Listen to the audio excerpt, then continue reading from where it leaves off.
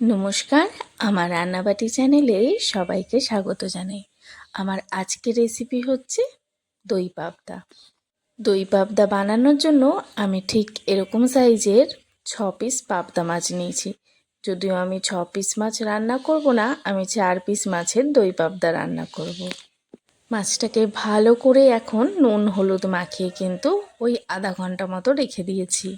আমার মনে হয় এই বড় পাবদা মাছগুলোর থেকে ছোট পাবদা মাছের কিন্তু বেশি স্বাদ হয়। এবার বেশ খানিকটা সর্ষের তেল দিয়ে সেটাকে ভালো করে কিন্তু গরম করে নিয়েছি। এখন একে একে মাছগুলোকে ছেড়ে দিচ্ছি ভেজে নেওয়ার জন্য।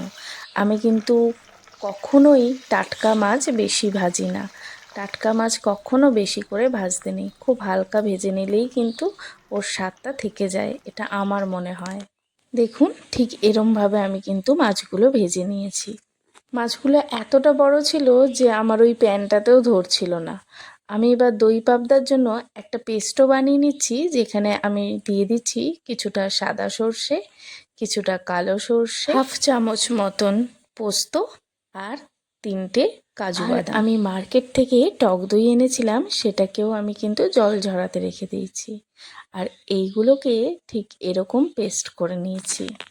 আর যে কোনো পেস্টেই মানে সর্ষের পেস্টে আমি সব সময় একটু হলুদ, একটু নুন আর সামান্য একটু সর্ষের তেল কিন্তু দিয়ে থাকি।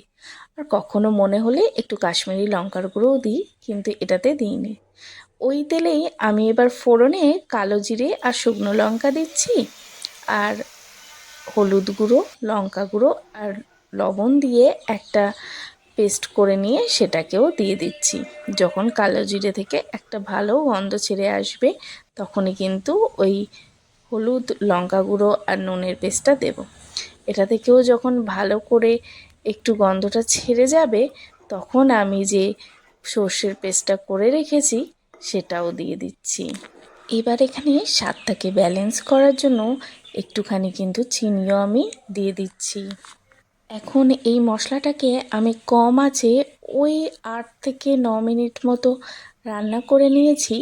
তারপরে যখন উপর থেকে একটু তেল ছাড়তে শুরু করেছে, তখন আমি এতে একটু টক দই অ্যাড করে দিচ্ছি। টক দইটা ভালো করে মিশিয়ে নিয়ে আমি আবারও তেল ছাড়ার অপেক্ষায় কিন্তু থাকবো কিছুক্ষণ। ওই ধরুন কম আঁচে 5 মিনিট মতন।